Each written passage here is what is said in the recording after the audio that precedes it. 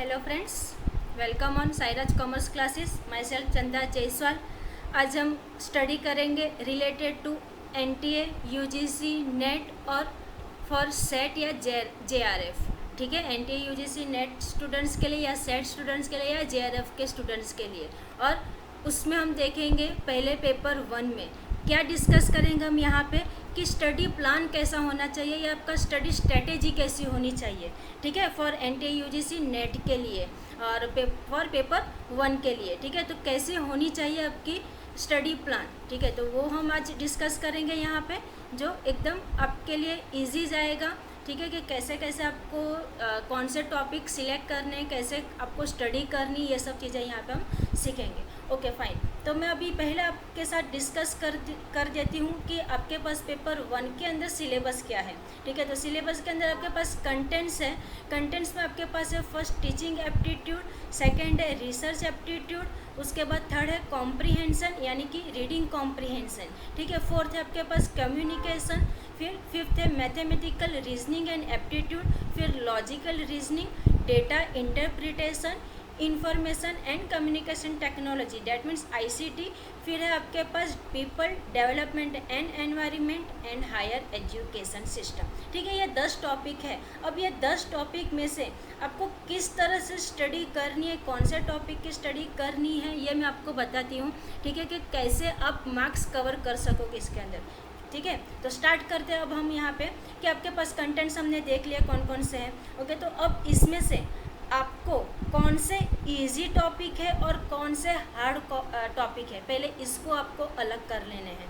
क्या करना है, फर्स्ट आपको काम कि इसमें से 10 टॉपिक में से आपको कौन से इजी लगते हैं आपको। ठीक है, आपके अकॉर्डिंग टू यू, किसी और नहीं, कोई और नहीं बता सकता आपको कि आपको कौन सा इजी लगेगा और कौन सा हार्ड लगेगा। ठीक है, तो आपके हिसाब से आपको इसमें से पहले इजी टॉपिक और हार्ड टॉपिक दोनों अलग कर लेने हैं।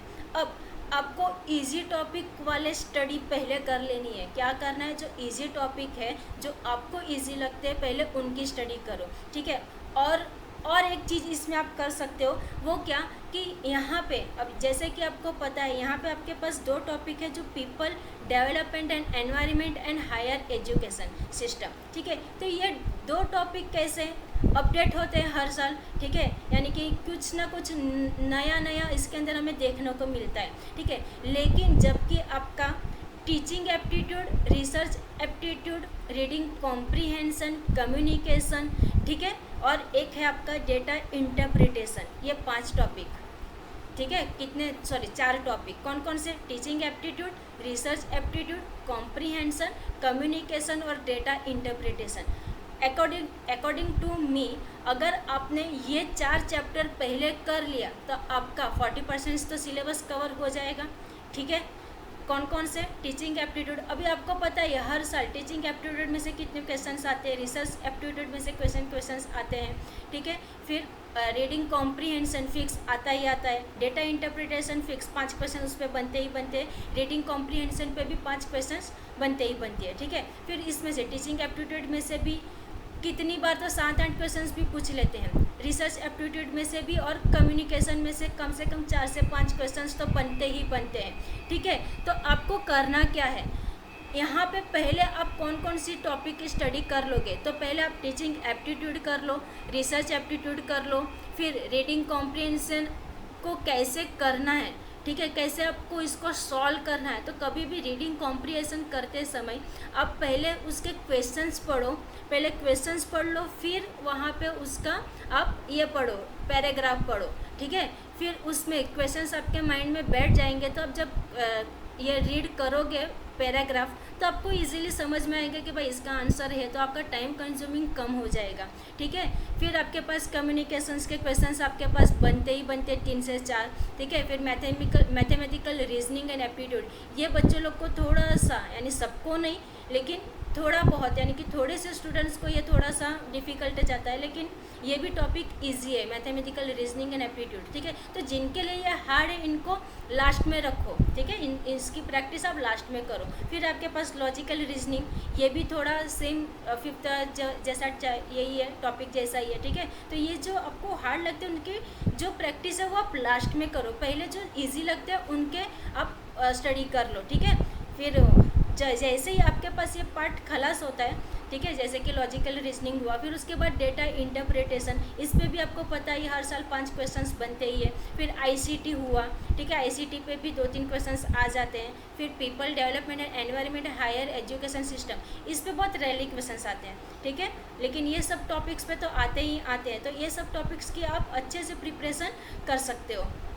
Okay fine. तो आपको क्या करना है, मैंने आपको बताया कि कौन से इजी टॉपिक है और कौन से हार्ड टॉपिक है, दोनों को अलग कर लो। फिर जो इजी टॉपिक है उसकी स्टडी करो पहले, फिर उसको रिवाइज कर लो। फिर आपके पास जो हार्ड टॉपिक है उसको स्टडी करो, फिर उसको रिवाइज करो। इस तरह से आप आपका पेपर 1 का सिलेबस कंप्लीट कर सकते हो, ठीक है। तो ये हुआ आपका स्टडी प्लान और study strategy for paper 1। Okay, तो इतना आप कर सकते हो। Okay, thank you. And subscribe करो, शेयर करो, ठीक है, सब्सक्राइब करो ताकि, और बेल आइकन ज़रूर प्रेस करो ताकि आपको नोटिफिकेशन मिलती रहे हर एक लेक्चर की। मैं ऐसे ही आगे लेक्चर्स लेके आती रहूँगी। अब मैं हर एक टॉपिक पे आपको कैसे आपको करना है स्टडी, ठीक है, वो मैं हर एक टॉपिक पे लेके आऊँगी। और उसके साथ में स्टडी भी, ऐसा नहीं कि सिर्फ प्लान बताऊँगी आपको। मैं वहाँ पे टीचिंग एप्टीट्यूड मैंने एक टॉपिक अगर सिलेक्ट किया तो उसके अंदर हर एक कंटेंट्स को भी पढ़ाऊँगी, ठीक है। तो इसको शेयर करो, सब्सक्राइब करो ताकि आपको नोटिफिकेशन मिलती रहे मेरे हर एक लेक्चर की। Okay, thank you.